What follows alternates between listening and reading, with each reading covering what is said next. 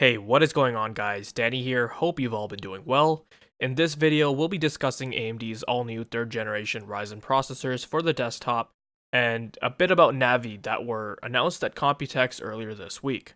It's been quite some time since my last video. I think early April was when I released my last video, as most of the month through most of May ended up being quite the busy time for me since I was moving houses.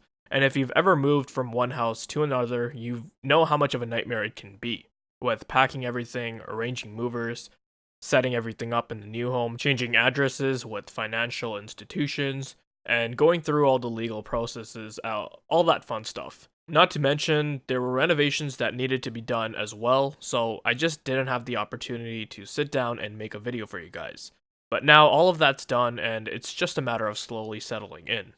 But moving on, and prior to the announcement of Ryzen 3000, I was actually in the process of planning out a video to make for you guys. In that video, I wanted to share my expectations for the new series, and discuss some of the leaks, rumors, information we had prior, and give you guys my thoughts on it, and inform you all on, how I felt about it.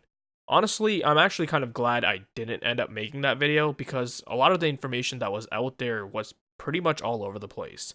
I had seen so much info and rumors that clashed with each other that it got to the point where I didn't even know what to expect or where to set my expectations at. I wasn't really sure on how I would even approach making the video, as I had scrapped it twice. So, you know what, I thought I'll just sit tight and wait patiently until Computex when it was all said and done.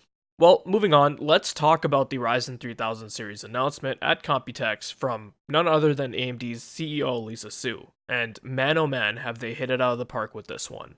Overall, I thought the presentation was done quite well, and they did a good job at building up the excitement. Although there were some weird, awkward tidbits here and there, such as when Walter said it was AMD's first time at Computex, or when the Acer representative was just being a bit extra, but overall, pretty good in terms of the material presented. They did talk about quite a few things at the beginning, such as their Epic platform and Rome for the data center, but obviously I won't be focusing on that stuff, as I'm sure most of my viewers only care about the desktop for consumers. They did also talk about Navi, to my surprise, which I'll talk about later in this video. But cutting right to the chase, let's discuss the new Ryzen 3000 lineup they announced. Before Lisa talked about the different SKUs, she did mention some really noteworthy bits of information. For starters, and just to recap, we knew that one of the big changes with Zen 2 and Ryzen 3000 was that it was going to be fabbed on TSMC's 7nm high-performance node, and will be using a chiplet design, where there will be a central I/O die which will handle memory, USB, SATA, and all those functions, and then you will have up to 2 smaller chiplets with each of them having up to 8 cores. And this package will be compatible with AM4. They had assured longevity of this platform since Gen 1 launch, and that's great as you're not required to buy a new motherboard. As long as the vendor provides you with a BIOS update, just flash the board, drop the new chip in, and away you go. Some newer pieces of information was in regards to the Zen 2 core, and how it substantially improves over Zen 1 core in some key areas. For starters, they had doubled the floating point performance, which is excellent. If you're a content creator, this extra performance can be helpful in cutting production time, leveraging the extra power for things like rendering, for example. The other thing that was highlighted was that they doubled the cache size for the CPUs, and this will be helpful in reducing memory latency, which was an area where Zen 1 suffered in, and there are tons of topics on how this held back Ryzen's gaming performance, and to help alleviate the latency, people would be pairing their Ryzen CPUs with faster, low latency RAM to reduce latency as much as possible. And I want to just point out how glad I am that throughout this presentation, AMD was keen to point out how much they've improved on their weaknesses, like single-threaded performance for example. Whereas with Ryzen 1st gen, and as great as those CPUs were, they still had a deficit when compared to Intel, and according to some reviewers in the tech press, AMD had asked them to test CPUs at 4K to hide the differences, which would be silly because that's not really how you test CPU's performance anyway. But next, Lisa mentioned that Zen 2's IPC increased 15% over Zen Plus, which is absolutely astonishing and surprising if you ask me, because my expectation after seeing some rumors and leaks from various sources was that they'll probably improve IPC by around 10%, best case scenario 12%, but 15% is excellent, and this increase would now put them ahead of Intel in most workloads. Quoting Robert Hallock from when Ryzen 1st Gen was released, he mentioned that in terms of IPC, Zen was behind of Skylake, aka Kaby Lake, Coffee Lake by about 6 to 7%. And so when they released the Ryzen 2000 series processors based on Zen Plus, IPC had increased by 3%, cutting that deficit in half. Therefore, if they are claiming 15%, they are about 12% or so ahead of Intel's Coffee Lake architecture. And like I mentioned earlier, I'm happy to see this as it was an area they needed to improve upon, and from the looks of it, they have delivered. But do remember one thing though, IPC is a pretty broad term, and it can open a can of worms when you do mention that, because performance can vary greatly depending on the application and which instruction sets it leverages. For example, single core performance in some applications for Zen 1 wasn't too far behind Skylake. In some cases, it was almost equal, and there were cases where single core performance was significantly behind. We'll have to wait until reviewers can get their hands on the chips and test in various scenarios to validate their claim. Moving on, the first CPU that Lisa introduced was the Ryzen 7 3700X. This is an 8-core 16-thread part with a base clock of 3.8 GHz and a boost clock of 4.4 GHz, 32 MB of L3 cache with a 65-watt TDP. Judging from the specs, AMD have increased clock speeds significantly over the Ryzen 2000 parts. If we compare this part to the Ryzen 7 2700, which is also an 8-core 16-thread CPU with a 65-watt TDP, the base clock alone has increased 19%, while the boost clock sees a 7% increase.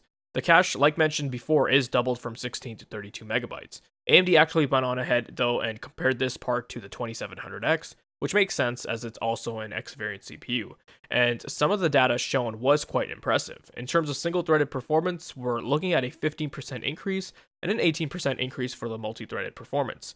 They also showed a demonstration of the Cinebench R20 CPU benchmark on the 3700X versus the i7 9700K, and to nobody's surprise, the 3700X crushed it. This is because while they're both 8-core parts, the 3700X has SMT enabled, which it can utilize to dramatically improve multi-threaded performance, hence finishing the benchmark way faster, whereas the 9700K is an 8-core, 8-threaded part. It has hyper-threading disabled on it. The second CPU they introduced into the 3rd gen lineup was the Ryzen 7 3800X. This is another 8-core 16-thread part, although it has a higher base and boost clock at 3.9 and 4.5 GHz respectively. Otherwise, the rest of the specs compared to the 3700X are pretty much the same. Now, what is interesting to note here, and a little bit concerning, is that this is a CPU with a 105 watt TDP rating for only an extra 100 MHz. That's a 45 watt increase. So while this chip will be faster than the 3700X, it doesn't appear as impressive when you take into account efficiency and performance per watt. I'm also concerned because if the TDP rating jumped up that much over a mere 100 MHz, could this also indicate that the overclocking headroom on these chips won't be that high? On the other hand though, I wouldn't look too deeply into this, as both AMD and Intel use TDP readings these days as more of a marketing classification rather than pertaining to technical limits. Right now, we just don't have enough information or tests that confirm nor disprove this, so we'll just have to wait and see. Plus, as I said earlier, they are using TSMC's 7nm HPC process, which is quite different than what they've used in the past on Ryzen 1000 and 2000 series, which was fabbed on GlobalFoundries low-power nodes. This chip was also compared to the previous generation flagship, but this time they highlighted gaming performance. And I'm really happy they did this, and was really quite satisfied with the titles they decided to show. If you take a look, games like CSGO, League of Legends, Dota, PUBG, these games are known for pretty much relying heavily on single-threaded performance, and not really leveraging multi-core CPUs. If AMD is claiming that in some cases we're seeing up to 34% improvement, then I truly believe that they have closed that gaming gap with Intel, if not overtaken them. The next demonstration Robert showed was the 3800X going head-to-head against the Core i9 9900K, the CPU that was touted as the best gaming chip you could currently buy on the market. Both of these CPUs were shown running PUBG, and the 3800X, from the looks of it, matched the 9900K, which is quite satisfying to see. PUBG is known for being horribly optimized, and with anything that's not properly threaded, you only have single-core performance to fall back to. In previous benchmark results, the 9900K would outperform the 2700X by quite the margin in this title. In this case, the single-threaded performance has indeed improved quite dramatically if we are seeing performance like this.